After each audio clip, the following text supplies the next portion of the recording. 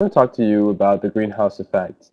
It's something that we hear a lot about when we talk about global warming, and it's actually a pretty simple physical phenomena which everyone should know and understand. The greenhouse effect is represented in this first image with an actual greenhouse. So, what happens in a greenhouse is that the light from the sun goes through the glass and starts heating the ground. Now, anything that is heated up starts radiating in infrared. So that's what happens in a greenhouse. The ground starts radiating in infrared. So the energy from the sun is converted into infrared. And that energy is actually trapped inside. Some of it, of course, goes outside the greenhouse. But most of it, or large part of it, is actually trapped inside.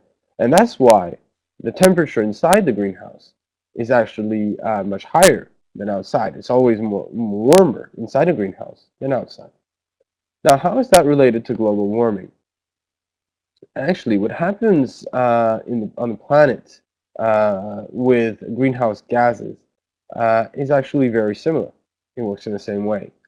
A lot of energy comes from the sun and is radiated from the sun through the atmosphere to the earth ground.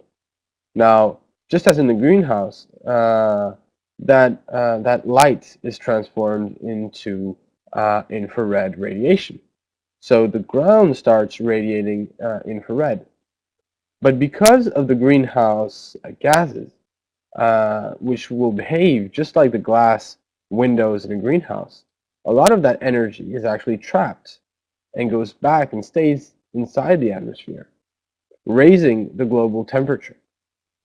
So that's how the greenhouse effect actually works on Earth, and it's exactly the same thing as in actually a physical greenhouse.